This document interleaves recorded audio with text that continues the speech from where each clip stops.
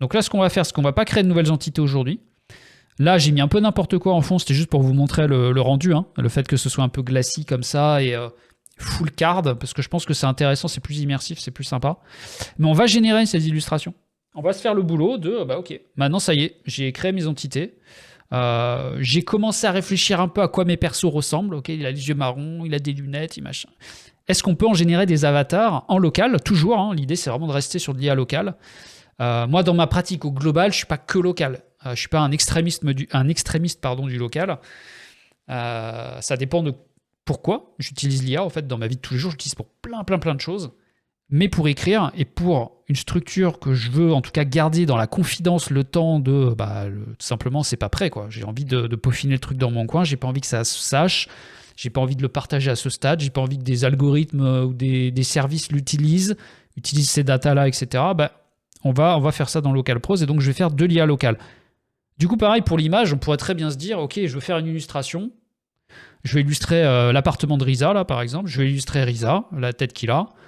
Je vais pas forcément utiliser une IA locale. Vas-y, je vais dans Grok, je vais dans ChatGPT, je lui dis, fais-moi un visage de héros, voilà, qui ressemble à ci, qui ressemble à ça et tout. Il va me la faire, l'image.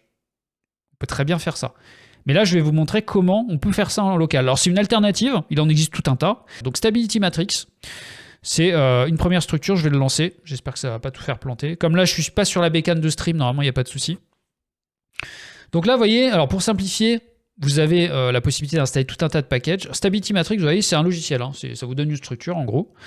À partir de là, vous pourrez installer Add Package. Si je fais Add Package, vous voyez, j'ai accès à tout un tas de packages à l'intérieur. Alors, pour l'image, je vous conseille, Focus, c'est pas mal. Vous pouvez tester Focus. Moi, je l'ai désinstallé parce qu'en fait, l'inférence branchée sur Comfy, pour moi, fonctionne très bien. J'ai pas besoin d'autre chose. Mais Focus, c'est une interface vraiment sympa aussi. Si vous n'êtes pas trop technique, justement, c'est pas trop usine à gaz. Donc, je vous la conseille. Testez-la vraiment. C'est plutôt sympa. Et vous voyez, ça marche. Donc, macOS. Bon, là, de toute façon, je suis sur la version Mac de Stability, donc il me propose. Mais ça tourne normalement sur toutes les machines. Je vous dirai pas Linux, j'en sais rien. Linux, je vous avoue, j'ai pas testé. Mais en tout cas, PC, Mac, pas de souci. Donc je vous invite vraiment à tester Focus en alternative, mais sinon Comfy, c'est celui qu'on installe. L'avantage de Comfy, c'est que certes, c'est un peu plus usine à gaz. Il faut être un peu plus geekos quand même pour trifouiller à gauche, à droite. C'est un peu galère à l'install. Vous pouvez avoir des bugs plus compliqués. Il va falloir itérer un peu avant que tout fonctionne bien, mais ça vous permet d'aller plus loin, comme je vous l'ai dit, faire aussi de la vidéo, faire tout un tas de trucs. Et vous pouvez ici gérer tout un tas d'options en complément. Alors là, c'est très technique, hein. Je ne vais pas rentrer en détail. Le but, c'est pas de vous faire une vidéo d'installation de ces logiciels, hein. Juste de vous montrer que ça existe. C'est des solutions que vous pouvez avoir en local. Ça coûte zéro, hein. Ça coûte zéro tout ça, hein, les amis. C'est open source. Allez-y. Voilà, licence GPL. Et vous pouvez créer autant d'images que vous voulez. Je vérifie juste. Donc là j'ai peu d'options parce que je suis sur Mac. Et donc effectivement, j'ai pas tout le système CUDA en fait de l'environnement PC. Qui demande plus de finesse de paramétrage en général. Sur Mac, c'est beaucoup plus simple, d'ailleurs. Donc, en fonction du profil que vous avez, si vous n'êtes pas trop technique, c'est quand même sympa. Sur PC, c'est plus compliqué à l'approche. Par contre, si vous arrivez à bien gérer tout un tas de façons de configurer, de générer vos images par briques, etc., avec la structure CUDA, c'est beaucoup plus puissant. Honnêtement, de mon expérience, pour moi, c'est... en gros... Là, je vous montre, donc je suis sur le Mac parce que je stream sur mon PC et je veux pouvoir faire que ma machine lag pas et que le stream soit de bonne qualité. Mais la plupart du temps, dites-vous que moi, les prods que je fais, que ce soit en vidéo, en image, en animation IA, tout ce que vous voulez, ou même en sonore, c'est que sur mon PC. Parce que j'ai une config au poil avec 12 Go sur ma carte graphique. C'est pas énorme, hein. J'ai pas les dernières cartes graphiques et tout, mais honnêtement, ça tourne plutôt pas mal. J'ai pas réussi à faire l'équivalent sur mon MacBook, et bon, de toute façon, techniquement, il est quand même moins puissant. Donc voilà. Bon, tout ça pour vous dire que ça marche très bien. Et donc là, moi, j'ai installé juste le package Comfy. Pourquoi j'ai pas fait l'update? Ça, c'est le petit détail technique. Tant que je suis dessus, je vous en parle. Faites attention avec ça. Quand vous avez une config qui... Enfin, ma règle, c'est simple. Quand vous avez une config qui fonctionne avec ce setup, c'est-à-dire Stability Matrix, Comfy UI d'installer, vous n'avez pas d'erreur. Ça tourne. Les workflows s'exécutent. Faites pas d'update. Voilà. Ou alors, si vous le faites, prenez un week-end facile devant vous, voire quelques jours, parce que ça va péter de partout. En fait, ce qui se passe, c'est Comfy, c'est un package. Et sur ce package, ce qu'il faut savoir, c'est que ça fonctionne sur un système de nodes. Et les nodes, en fait, donc c'est des nœuds, des nœuds dans vos workflows, etc., vont être comme des sortes de sous-packages tiers qui ne sont pas du tout embarqués au départ dans Comfy. Ce n'est pas des nœuds natifs dans l'application. Ça veut dire quoi ? Ça veut dire qu'en fait, quand vous allez les installer, ça va marcher sur une certaine config de votre enfin, comment dire ? J'essaie de ne pas être trop technique, je le suis déjà trop. N'hésitez pas à hurler dans le chat si c'est trop compliqué. Mais je me rends compte parce que, forcément, étant développeur, je suis un peu déformé par tout ça. J'essaie de pas être trop technique à ce niveau-là, mais en gros, à un moment donné, quand je dis usine à gaz, c'est pas que l'interface. C'est qu'en gros, vous pouvez avoir, je sais pas, 20 packages d'installés différents sur Comfy UI qui est lui-même installé dans Stability Matrix. Vous voyez ? Et donc, si un de ces 20 packages, par exemple, qui est installé, présente des nœuds que vous utilisez pour créer votre workflow, donc pour créer vos images, etc., votre configuration, fonctionne à un moment donné, derrière, vous faites une mise à jour de Comfy. Si ça se trouve, ce package-là va plus être compatible ou différemment compatible, et fait qu'en fait, en bout du bout, tout ce truc-là confondu fait que ça va plus marcher. Vous allez avoir une erreur de mémoire, un truc, voilà. Et pour trouver la cause de ce truc-là, sachant que des fois, vous avez effectivement 20 packages d'installés, bon courage. Voilà.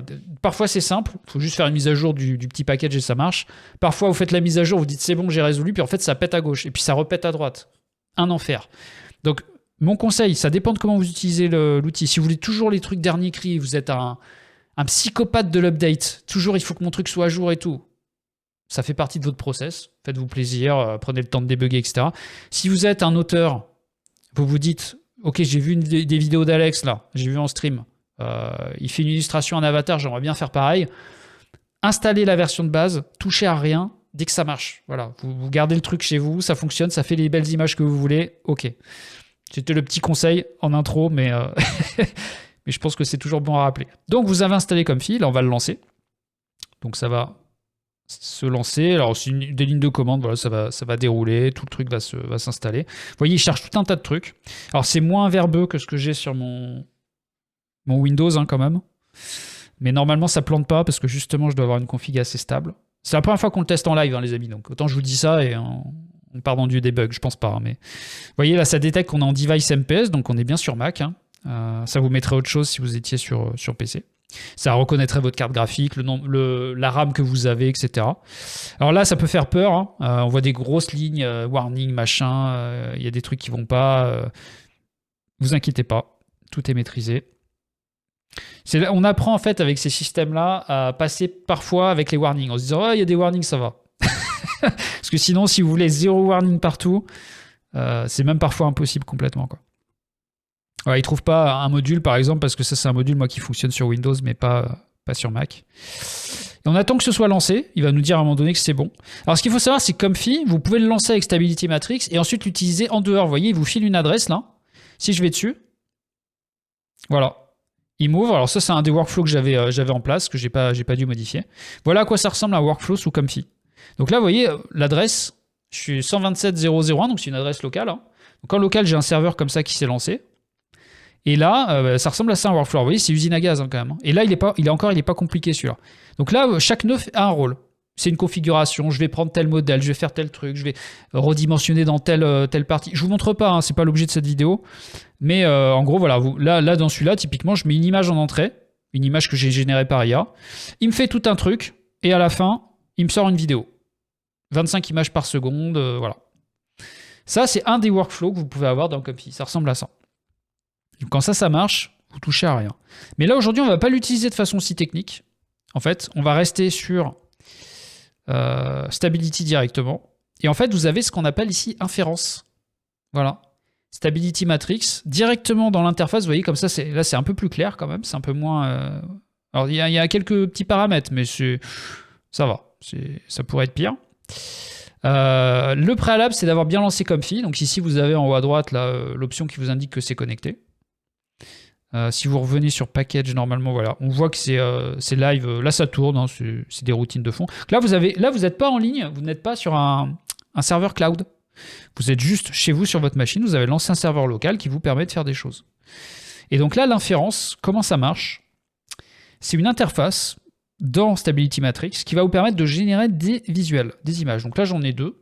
Bon, c'est un historique de ce que j'avais produit. D'ailleurs, je me demande si elle, c'est pas un avatar qui se retrouve au niveau de... Attendez, on va le vérifier d'ailleurs. Il me semble que c'est un des avatars que j'avais dû générer ici.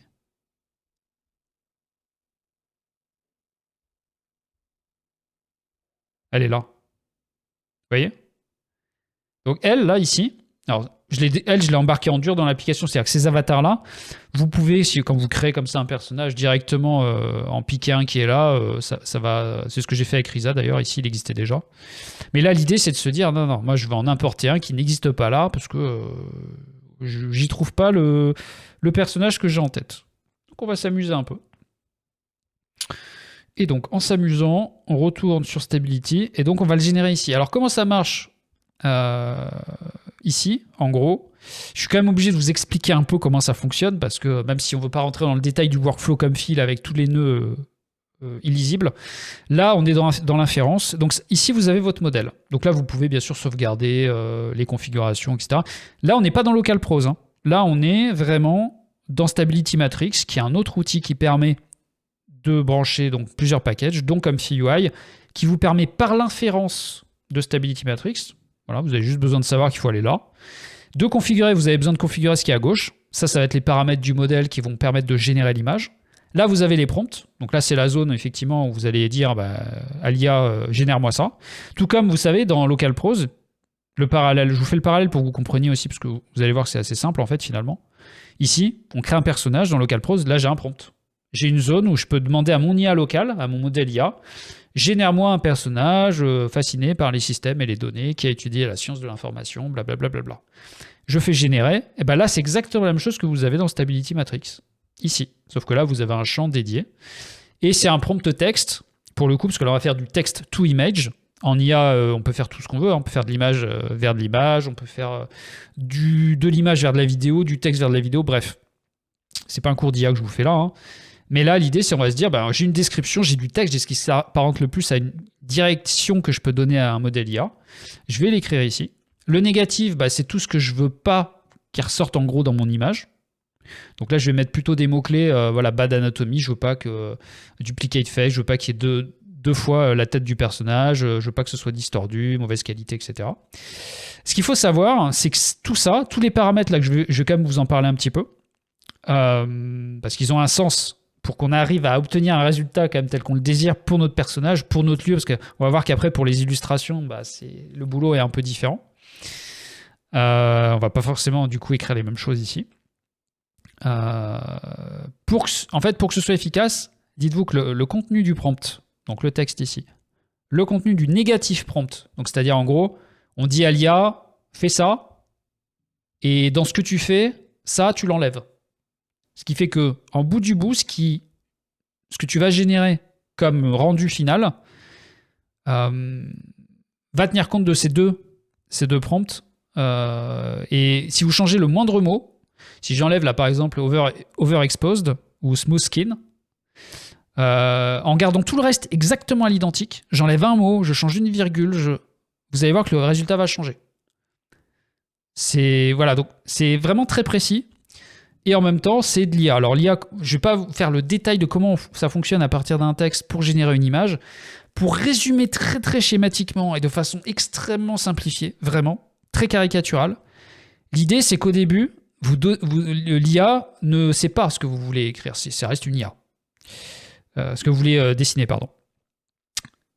Vous lui donnez un cadre, vous lui dites, je veux là, vous voyez, une image de 512 pixels par 512 pixels. Donc l'IA sait qu'elle doit faire 512 par 512.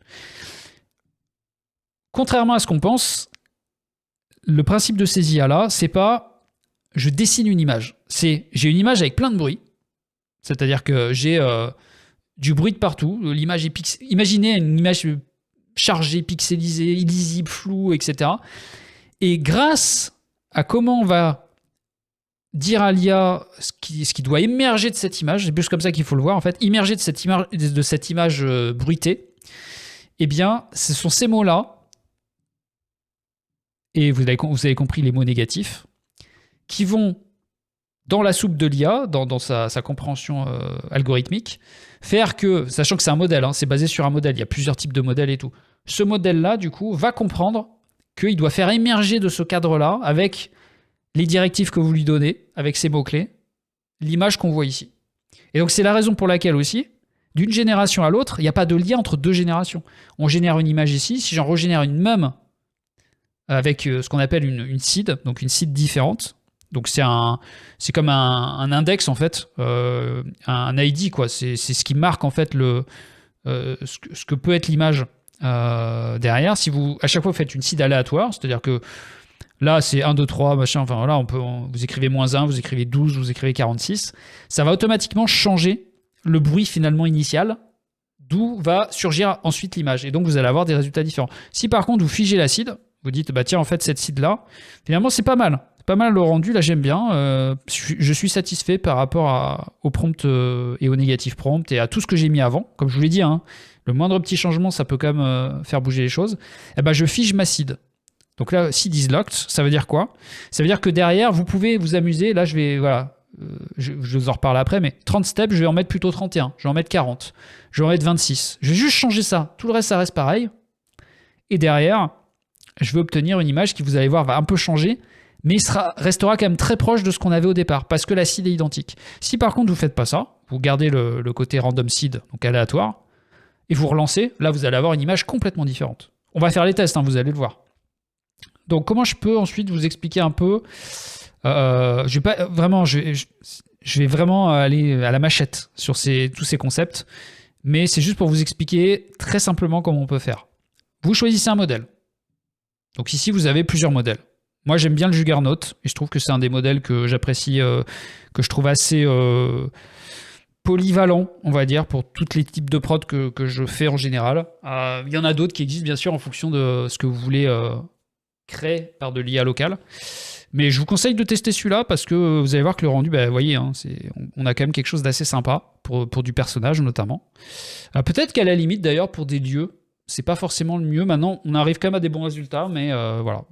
Donc, en gros, vous choisissez un modèle. Le modèle, ce qu'il faut savoir, c'est que vous pouvez aussi le récupérer. Je ne vais pas vous montrer ici, mais vous pouvez, modèle browser, directement via Stability Matrix, aller naviguer et chercher un modèle, le télécharger dans Stability Matrix, et après, vous le retrouverez ici dans la liste. Donc ça, vous pouvez le faire sans quitter le logiciel. Je vous dis ça parce que si vous ne passez pas par ce logiciel, il faut le télécharger vous-même, le mettre dans le bon fichier, etc. Enfin, on va être plus dans la galère, quoi.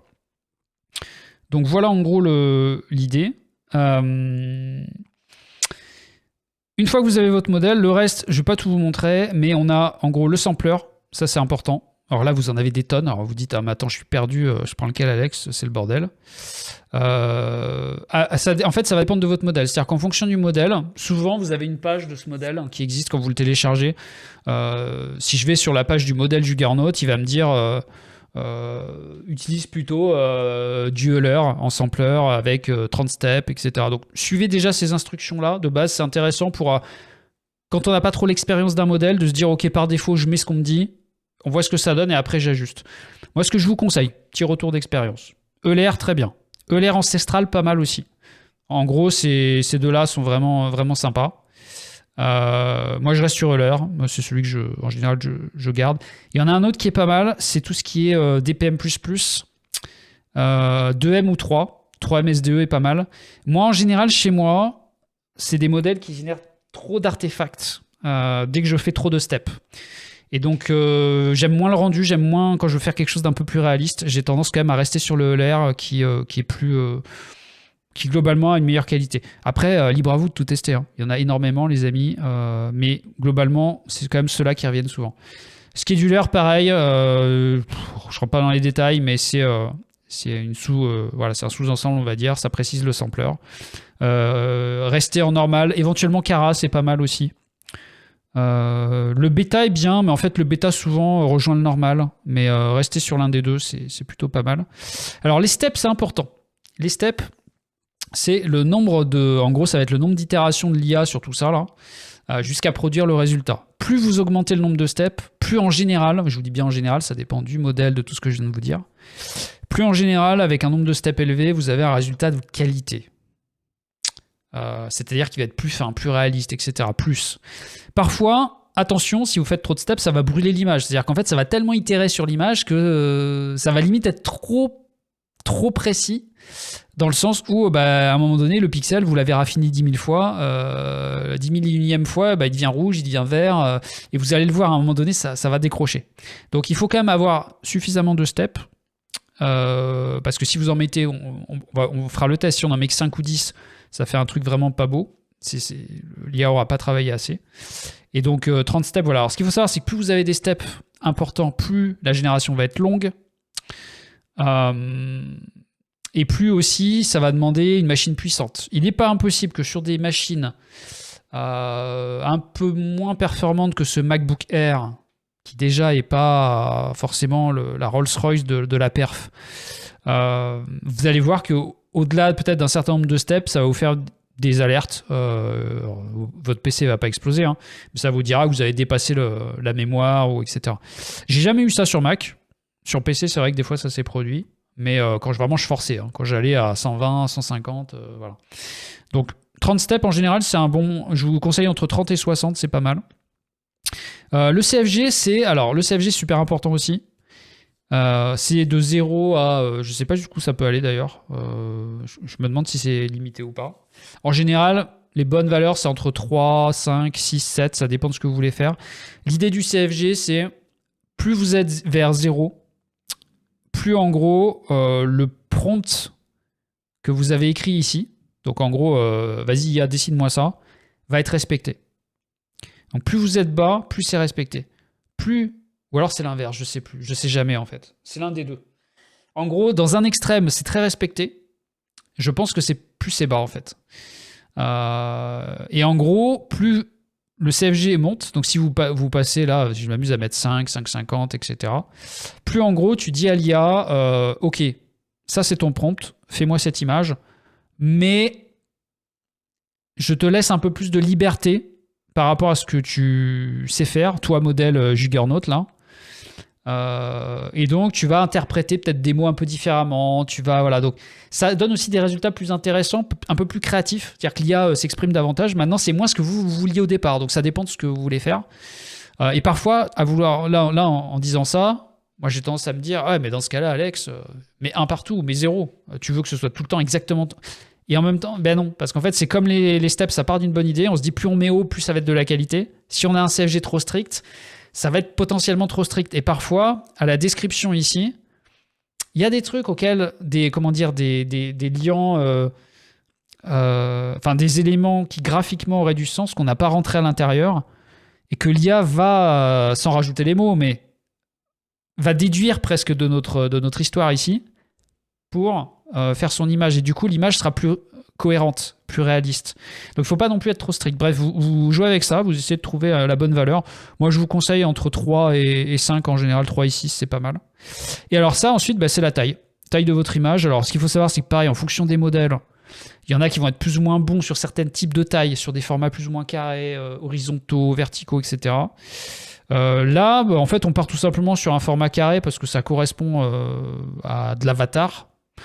Mais si on est sur un landscape, c'est-à-dire on va être plus sur un lieu, mais je sais pas, à un moment donné, mes protagonistes se baladent dans la forêt, etc., on va plutôt partir sur un format horizontal. Bref, vous avez compris. Si comme moi, vous faites des fois de l'animation, on sort un peu du périmètre, mais pour des shorts ou des reels sur Instagram, ou des shorts TikTok et autres, vous passez en mode vertical. Donc là, ici, vous avez tous les formats les plus courants. 512, c'est vraiment la plus petite. Il y a aussi une autre raison, c'est que plus vous allez forcément mettre des grandes tailles, plus, pareil, ça va taper dans les ressources de votre machine. Donc des fois, vous serez tout simplement limité à ce niveau-là par la puissance de votre bécane. Hein. Donc ça, il faut en avoir conscience. En add-on, vous avez tout un tas de trucs. Là, je vous en parle pas. On peut aller plus loin. On peut faire voilà, là, c'est pas à propos, mais on peut aller beaucoup plus loin. On va rester en 512 par 512 parce que ça va être un bon format pour itérer assez souvent quand même là en direct. Et ensuite, il y a 2 trucs intéressants. Alors là que j'ai rajouté qui par défaut, je suis pas sûr que les 2 soient présents. C'est le high res fix et le upscaler. Alors pareil, je vais pas vous expliquer tout en détail, mais moi j'ai des paramètres qui marchent bien.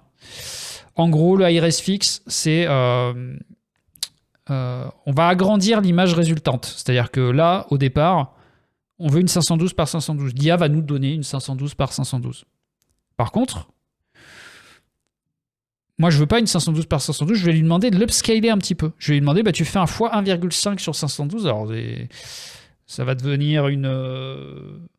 c'est quoi, 256, donc ça fait 768. Ça va devenir une 768 par 768 en sortie, en réalité. Et l'avantage, c'est qu'en utilisant un upscaler qui est en fait un autre modèle, que vous pouvez télécharger également et installer. Moi, j'en ai plusieurs, vous voyez. Je vous recommande d'ailleurs celui-là, il est pas mal, le Siax, là. Siax 200K, j'utilise assez souvent. Mais vous en avez plein d'autres. Et puis, ça dépend de ce que vous voulez rendre. Si c'est plus un côté manga, un style dessiné ou un style réaliste, l'upscaler ne sera pas forcément le même. Mais en faisant ça, c'est intéressant parce que même si c'est petit, vous voyez, vous êtes sur un ratio très faible. On va se dire, fais-moi un plus 50% en gros à la taille que je t'ai demandé. On peut très bien mettre 2, 3, 4, 5. Alors là, vous voyez, il y a écrit x4. Ça veut dire qu'on peut aller jusqu'à 4 fois la taille. Donc on peut lui demander en sortie une 2048. Bon, on peut faire de l'Ultra HD, etc. Et ben au passage, ce modèle-là va raffiner l'image. C'est-à-dire qu'au-delà déjà de ce qu'a produit l'IA en 512, là, on va le tester. On l'activera après pour voir la différence. Ça va en plus améliorer les détails. Donc ça peut augmenter aussi la qualité de ce qu'on va obtenir en sortie. Donc ça, c'est super intéressant. Et la deuxième option, c'est l'upscaler. Et d'ailleurs, c'est la même chose en réalité. Attendez, je réfléchis pourquoi les deux sont séparés. Ah oui, parce qu'il y a un nombre de steps. Il y a un nombre de steps, mais en vrai, ici, ça a la même fonction. Dans mon utilisation, ça a la même fonction. La réalité, c'est que vous voyez, on peut préciser, voilà, c'est ça. On peut préciser dans le RSFix, qui est un peu plus complet. On peut préciser, je vous lis le truc, je ne vous dis pas que c'est les meilleurs paramètres du monde. On lui dit en gros, fais-moi un plus 50% de l'image finale.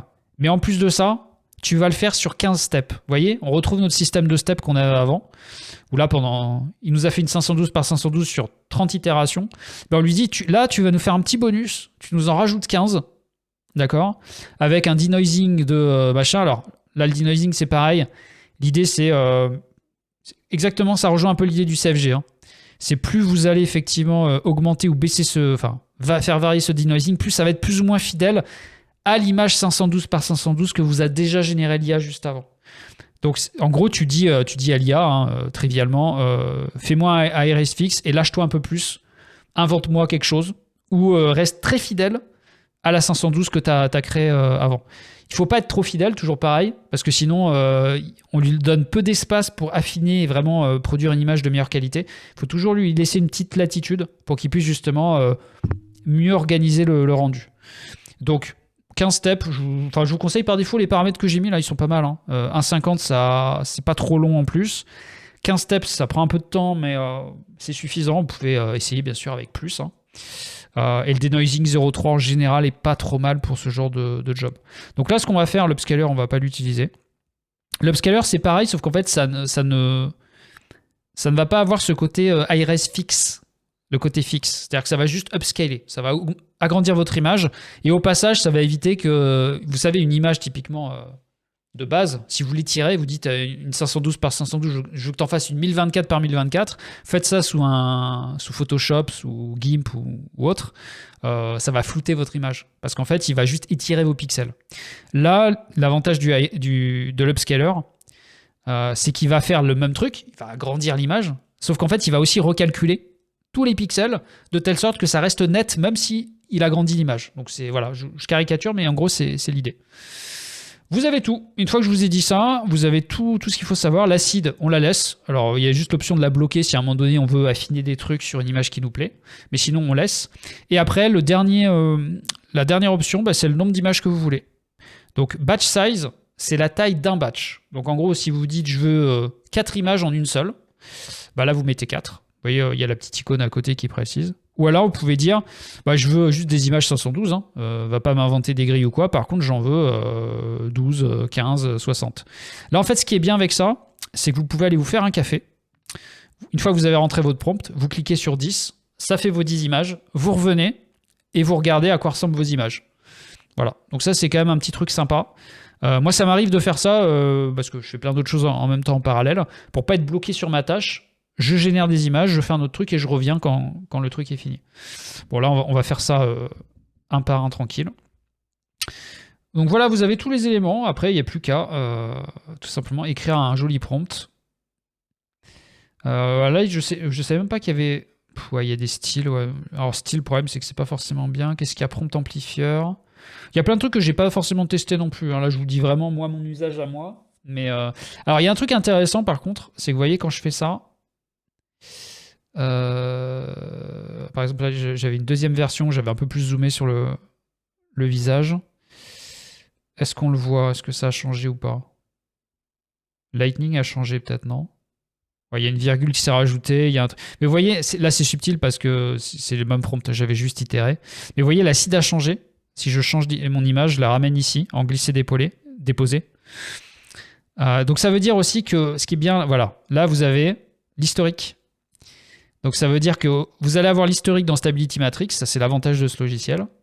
Et derrière, vous pouvez retrouver une image qui vous a plu. Parce que là tout ce que je viens de vous montrer, vous allez tester 5 fois, 10 fois, 15 fois, 200 fois, etc. À un moment donné, on oublie ce qu'on fait, quoi. Qu'est-ce que j'ai changé exactement pour cette image? Là, j'ai changé juste la lumière. Là, j'ai juste changé j'ai rajouté tel et tel mot-clé et tout. Grâce à l'historique, en fait, vous pouvez retrouver les mots-clés de telle image générée et recopier ça et récupérer ça. Enfin, automatiquement, en fait, plus exactement, quand vous replacez ça, l'image ici, dans la petite visionneuse, là, eh bien, ça vous remet les bons paramètres à gauche qui correspondent. Voilà, donc ça, c'est quand même plutôt clean. J'ai fait le tour de l'outil. Si vous avez des questions, n'hésitez pas, mais je pense que là... donc ça, vous pouvez l'installer chez vous, hein, Stability Matrix. En complément de LocalProse, ça vous permet de générer vos images. Alors, idéalement, prompter en anglais, c'est mieux. Je sais pas ce que ça donne vraiment en français. J'ai pas vraiment testé en vrai sur ces modèles-là, qui sont vraiment basés sur du mot-clé anglais de toute façon. Nous, on va faire le truc en mode, on n'est pas bilingue, en mode, on va tâtonner un peu à écrire nos prompts et tout. Donc, on va les écrire en français, on va utiliser des mots-clés, mais quand on aura des doutes, on fera de la trad. Vous ouvrez juste Google Trad, hein, et puis ça fait le job à votre place. Aucun souci avec ça. Donc, ce qu'on va faire tout de suite d'ailleurs, hop, on va ouvrir ça. Vous voyez, si par exemple je traduis, non, je veux pas protéger mes données, laisse-moi tranquille, Avast. Voilà. Si je vais là, je fais ça. Alors le négatif prompt, une fois que vous en avez un, en général, vous n'y touchez plus vraiment parce que c'est une config qui marche bien tout le temps, quoi. Et encore une fois, c'est propre au modèle. Si je change de modèle, je vire Juggernaut, j'utilise autre chose, un autre modèle, il faudra peut-être que j'ajuste ici. Voilà. Donc là, si ça marche bien, vous êtes satisfait du résultat, vous bloquez le négatif prompt, vous n'y touchez plus. On va vraiment se focaliser uniquement ici. C'est ça qui est important. Donc, je mets ça ici. Là, je vais juste voir à quoi ça correspond dans mon petit trad tout simple. Alors, vous voyez, hein, j'utilise le cloud quand même un petit peu. Hein. Si vraiment je voulais faire que du local 100%, je passerais pas par ça. Parce que là, je dis à Google Traduction, voilà ce que j'ai envie de faire. Bref, c'est pour l'exemple, vous avez compris. Jeune aventurier aux cheveux bruns et bourriffés, au regard déterminé, au sourire discret, vêtu d'une veste en cuir usé par-dessus une tunique, portrait en buste, composition centrée, regardant le spectateur, fond uni, illustration numérique haute qualité, netteté impeccable, éclairage studio. Donc voilà en gros la trad du prompt. Et là, on a les éléments principaux. On peut faire mieux, hein, le prompt n'est pas parfait. Mais on a en général les éléments. C'est-à-dire toujours commencer par le sujet. En gros, ce qui est important dans l'image, il faut que ce soit au début du prompt. Parfois, vous allez avoir plusieurs éléments dans votre image. Il faut toujours mettre ce qui va avoir à l'image le plus d'importance au début. Ensuite, vous avez les caractéristiques. Donc là, la couleur de cheveux, le regard, les vêtements. Ça, c'est super important, buzz shot. Donc cette partie-là, ensuite, qui arrive, c'est le cadrage. Là, on arrive à la composition, vous voyez. Centered composition, buzz shot. Est-ce que c'est close? Est-ce que c'est middle? Est-ce que c'est buzz shot? C'est parfait pour un avatar, hein, c'est ce qu'on veut. C'est prise de buste, voilà. Le cadrage photo standard. Composition centrée. Là, vous avez vraiment le prompt que j'ai utilisé pour... D'ailleurs, il est encore là, hein, vous voyez, hein, c'est celui que j'ai utilisé pour générer les avatars de LocalProse. Donc, composition centrée, c'est pour éviter d'avoir trop... Ça ne veut pas dire qu'on n'en aura pas, mais on veut éviter que le visage soit coupé, que le personnage prenne une pose sur un côté de l'image, etc. Looking at viewer, il regarde. On veut qu'il regarde la caméra, donc le viewer, parce qu'on peut très bien dire by side, de côté, regard distant, regard vers l'horizon, etc. Non, looking at viewer, parce qu'on veut vraiment un avatar. Plain background, ça c'est plus pour le côté voilà, fond uni, on veut pas de... Là, l'idée, l'avatar, c'est qu'on veut qu'il soit assez détaché et on veut pas charger derrière. On veut vraiment que ce soit le profil qui ressorte. High quality digital art, donc là, c'est là où on met ensuite les paramètres liés à la qualité. Encore une fois, dans le négatif prompt, on contre un peu les effets dégradés, dégradants et un peu crades qu'on pourrait avoir. Mais ici, du coup, on est dans le positif prompt, hein, par effet inverse. Et donc, on veut voilà, haute qualité, illustration numérique. Sharp focus, ça c'est plutôt intéressant. À chaque fois, je le mets assez souvent, le côté netteté, voilà. Ça paraît évident de dire à une IA fais-moi une image nette, mais on ne sait jamais. Dans certains cas, on peut très bien vouloir des images avec des effets un peu différents, un peu plus flous, etc. Et Studio Lighting, ça c'est vraiment pour le côté avatar, voilà, éclairage studio, mais ça peut être d'autres types d'éclairage. Donc en général, c'est ça. C'est qu'il y a le sujet, le cadrage, la composition, le fond derrière le sujet, voilà, sur quoi est le sujet, sur quoi il est découpé. Et ensuite, on parle de technique d'image, la qualité photo, le focus et la lumière. La lumière, super important, ça peut changer énormément une image d'une autre, de juste faire varier ça. On passe de Studio Lighting, on peut en tester d'autres. Ça peut donner pas mal de choses. Je me suis amusé à favoriser un petit... alors, j'ai fait ça en 2.2 tout à l'heure, hein, avant le live. Je suis allé chercher justement sur Juggernaut XL, qui est donc le modèle là que je vous présente, mais il en existe tout un tas d'autres. Un peu d'aide en disant bah tiens, bah voilà, j'aurais pu vous montrer ça d'ailleurs depuis tout à l'heure. Eux, ce qu'ils conseillent plutôt, c'est d'utiliser le DMP de MKRAS. Moi, il marche pas très bien chez moi. Souvent, ça brûle l'image, je vous dis. Donc, je préfère le leur. Step, ils nous disent 25-40. CFG 4.6, c'est ce que je vous disais à peu près. On est sur des résolutions effectivement plutôt carrées en général. Voilà, alors pareil, en fonction de ce que vous faites comme image, mais voilà, on veut éviter les personnages nus, etc. Hein. Là, on fait des trucs safe, quoi. Fake eyes, deformed eyes et tout, donc tout ce qui est justement CGI 3D, etc. Ça, vous pouvez rajouter ça éventuellement en négatif prompt si ça rend mieux. J'avais un bruit dehors, en fait, c'est une tondeuse à gazon. Ça tombe dehors, les amis. Il fait beau, ça tombe. Qu'est-ce que je voulais vous dire d'autre? Donc ici, voilà, là, il vous donne des conseils. Voilà, pareil, la taille du prompt. Là, vous voyez, on a des prompts assez courts. Il ne faut pas que ce soit très long pour que le sujet soit bien pris.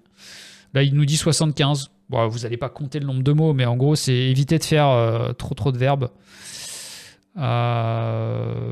Voilà. Là, en fait, pourquoi j'ai pris ça? C'est surtout pour avoir des modèles.